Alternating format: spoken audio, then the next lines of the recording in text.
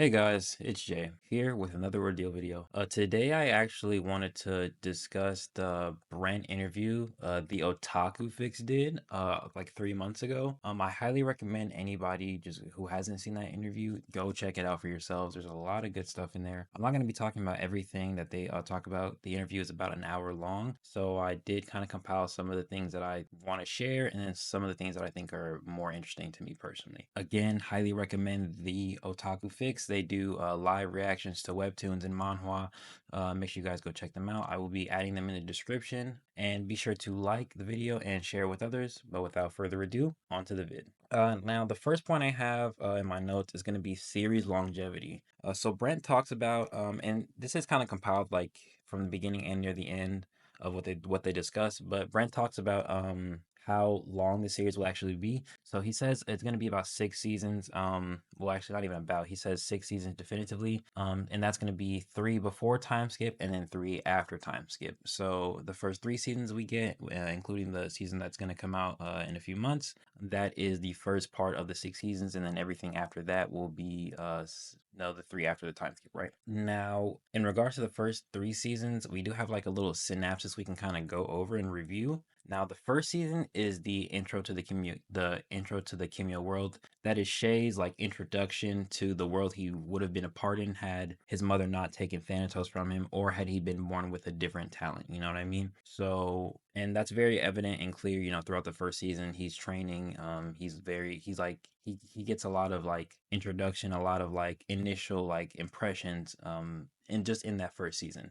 Now, the second season, Brent describes it as Shay accepting responsibility, which makes sense because at the end of the first season, Shay and Andrea defeat Rokash, and then that's like a sign of him, quote unquote, passing the mantle or the responsibility of having to face a Veal, which Shay does in the second season in the Battle of Greenland, right? Now Bjorn is the one to actually defeat him, but Bjorn also says, Shay has to defeat him in his lifetime, which Shay and, subsequently the other Wolfpack members kind of like take the responsibility of doing that. The responsibility also can coincide with how Shay has to fight Thanatos, specifically Abel Legasov, because that is something that he's going to have to do. That's somebody he's going to have to fight, and we hopefully we'll be getting that this season. Now, the third season, the season that is up and coming, that is going to be the season that breaks Shay. That is what Brent says, and that makes sense. If you watched my last discussion video, you will. I did read the synapses, but it does mention that a lot of death happens around him, which makes sense. And especially makes sense with these words, specifically the season that breaks Shay. I'm not sure how much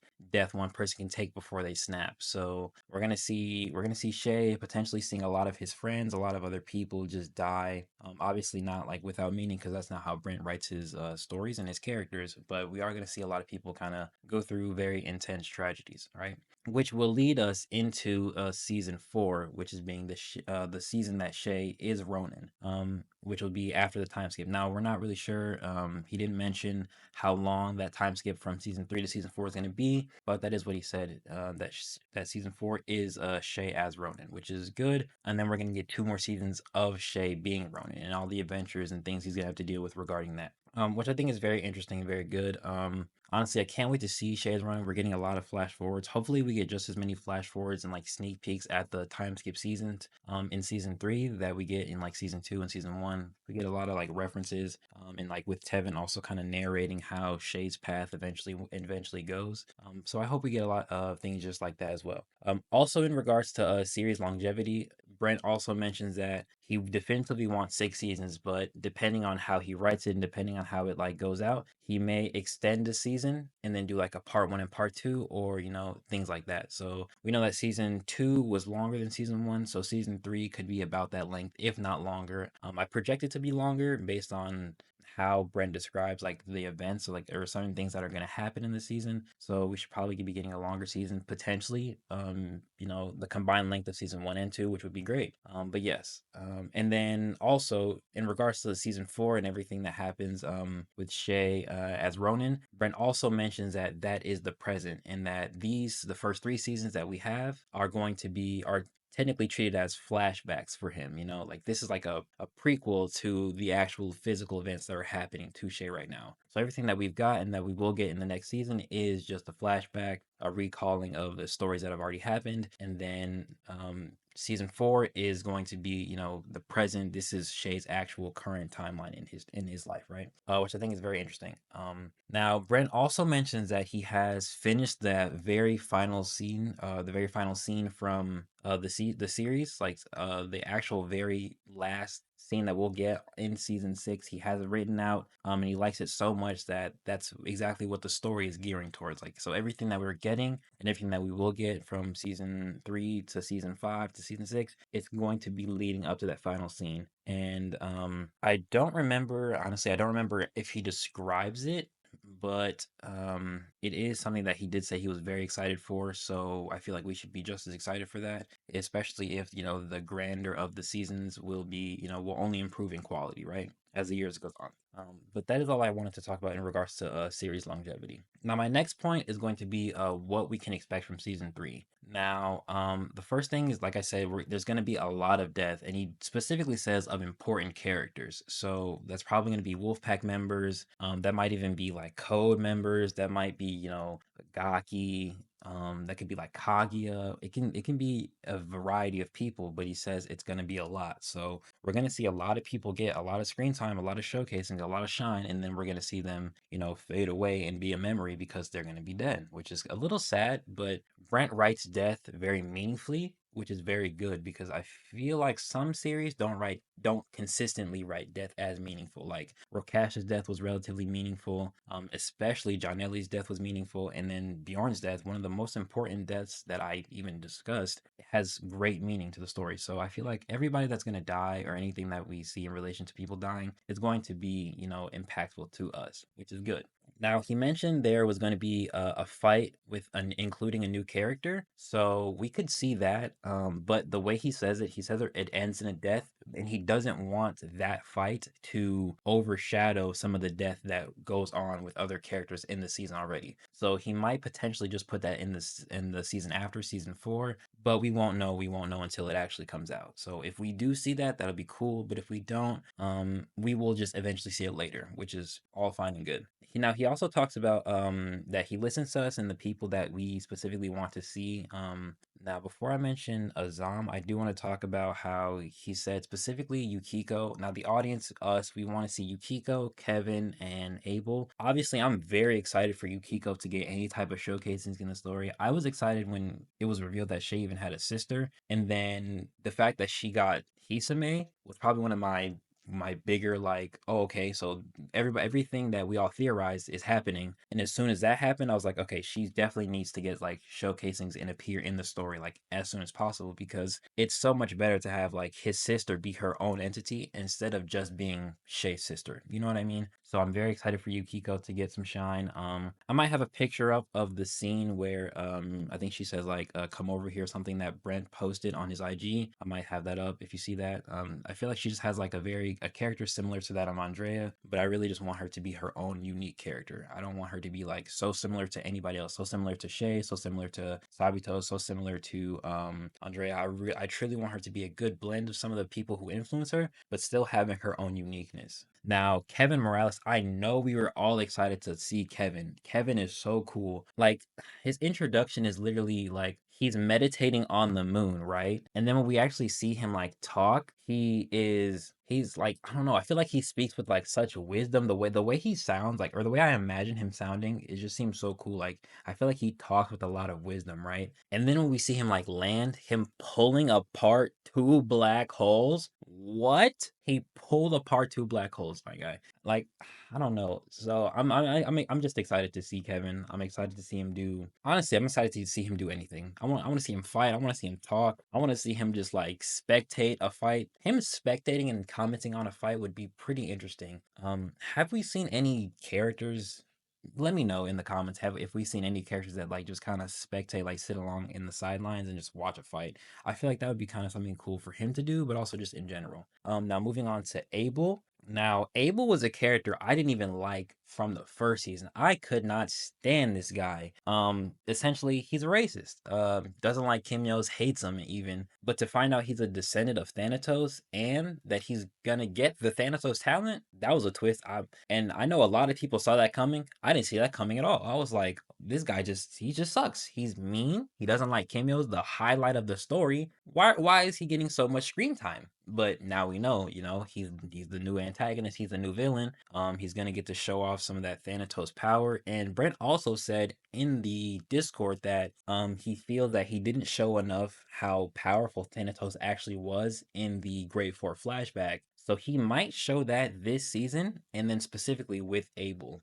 I would like to see Great Four flashbacks. I want to see how strong they are, but I would also like to see Thanatos and like Abel using the Thanatos talent like on a in a grander way or in a good scale in comparison to how strong Brent perceives Thanatos actually is. I feel like that would be great for the power scaling of the series, but also just for Abel's character, essentially also because he's the descendant of Thanatos himself. And I think that'd be very good for him, right? Now moving on to Azam. Azam. Now, Azam did not get any showcasings in the second season, which is so sad because Kidding is very cool. He's essentially the Flash, but Kidding is so cool and he looks so clean. Like when he was posing, hopefully I had that posted up on the video.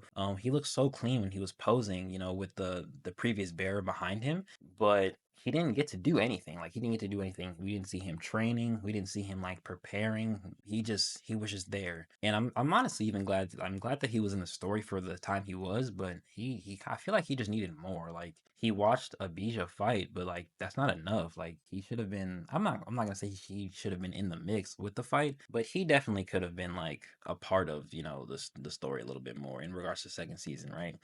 Now, Brent did say on the Discord that he was excited to see or excited to show off the Kidding talent. So we are definitely going to get more showcasings for Azam. Azam might be one of those characters that dies next season, but honestly, it's kind of okay if he gets a lot of screen time and a lot of showcasings with Kidding and his weapon that the previous bearer used, right? So I think it's definitely gonna be a good season. He might be one of the more highlight characters of the season since Brent is so excited to show us Kidding. Hopefully we get to see some like really good stuff from that, right? Now, another thing that we can see that he said that he is excited to show, it's gonna be talent weapons. So we might potentially get to see that or how talent weapons are like crafted or made or born. Maybe they're just innately born when you infuse enough of your chi or like your talent into a weapon. We know that the Iron Gaki Goro, he crafted Sengo Muramasa, and maybe at some point, in his process of crafting the blade, it just naturally kind of like the way his talent works, just like naturally kind of infused that chi into the blade, and that made it a talent weapon, right?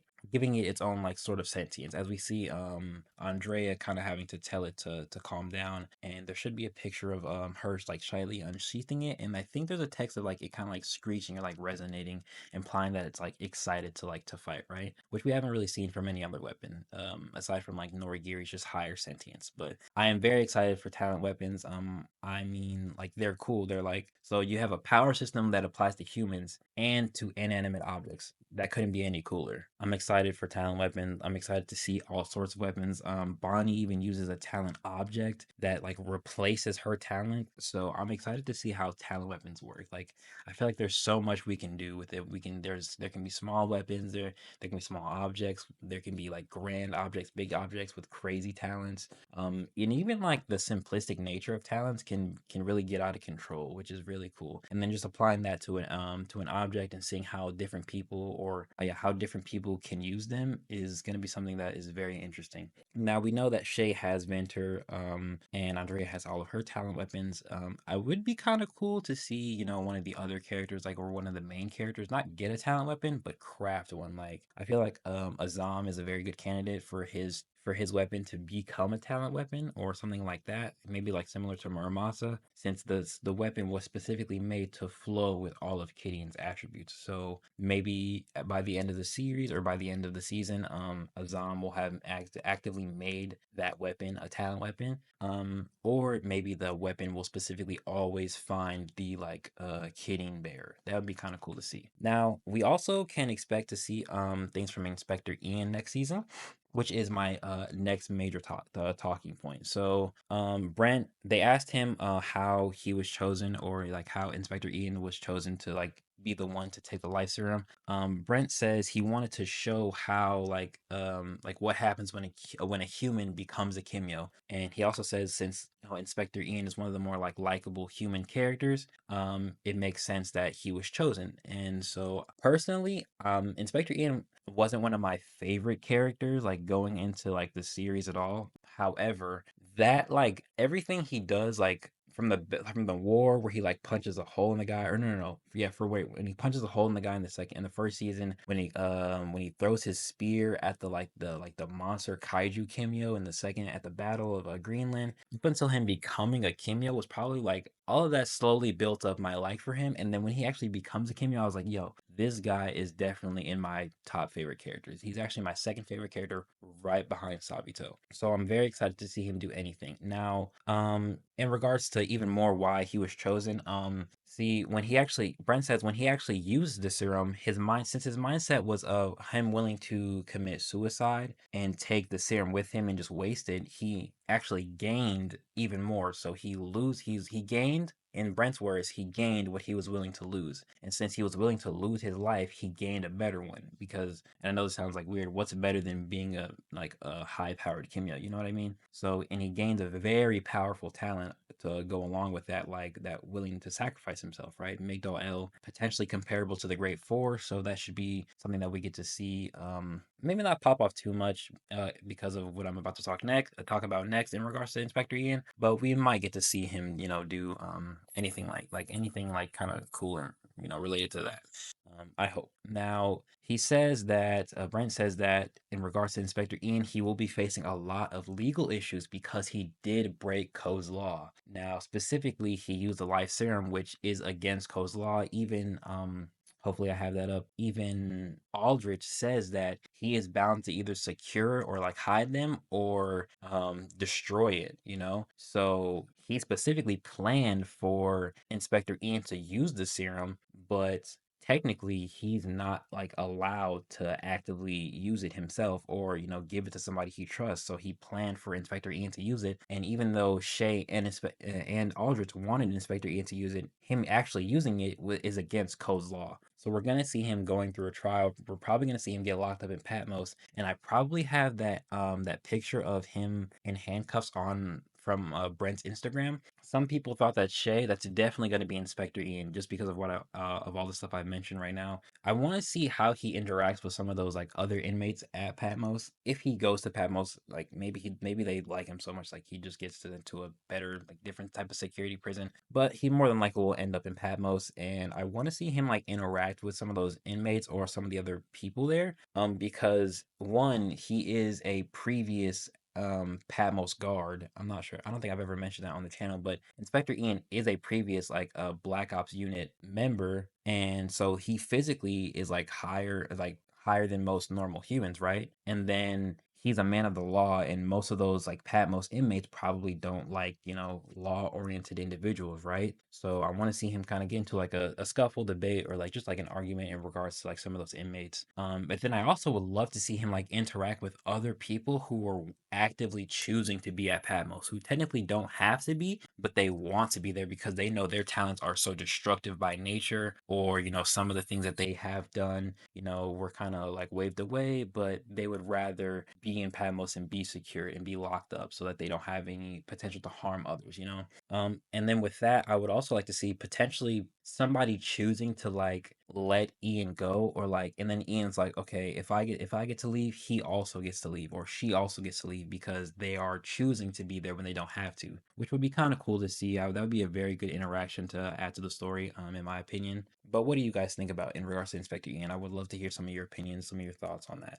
And now the last one I have, and this is probably going to be like a very quick and minor point, is power scaling. Now this isn't a direct subject that he mentions, but he does talk about. Well, I guess he kind of does, but he does mention Kevin's black hole feed. I'm pretty sure they asked him like if that's going to be the highest like level of feats the story can go. And he says that he has a feat that's comparable to that, but it also won't actively make sense. Or he says that it almost won't make sense. Like whereas we can kind of understand like, oh yeah, he has enough power, Kevin has enough power to like pull two black holes apart. He has another feat that's like similar to that scale of power, but maybe the explanation or the science behind it doesn't fully like equate, you know? So I'm excited to see that. Now, he didn't necessarily say when that was going to be in the story. It could be next season. It could be like, you know, way later on when some of the power scaling is a little bit more firm and a little bit like higher tier. We don't really know. But I am excited to see some of that. Now, he also mentions Shay's Tomas, you know, the sun related attack that Shay crafted into his training with Bjorn. And how it has a gravitational pull. Now, and he says specifically that you can't dodge it because it has its own gravitational pull. Now, he says that he wanted to dive into that. I'm not sure if he wanted to tap into some of that like gravity aspect of Tomas and maybe Shay being able to manipulate gravity because of that, or if he just wanted to like kind of tap into some of that like just like those kind of grander feats, you know, in relation to some other people's talents, you know. And also in regards to Tomas, I would like to shout out Wolf Nara. I have shouted him out before. Make sure you guys check out Wolf Nara's video. He did explain Tomas. He has a pretty decent video about that. So make sure you check that video out. I have watched it myself. I did enjoy it. But yeah, that is everything I wanted to discuss in regards to the interview. Like I said, there's a few more things that they talk about, but me specifically, these are some of the things that I personally just wanted to mention and discuss with you guys and just kind of bring to some of y'all's attention. If you enjoyed the video, leave a like and share with others, and I will see y'all in the next one.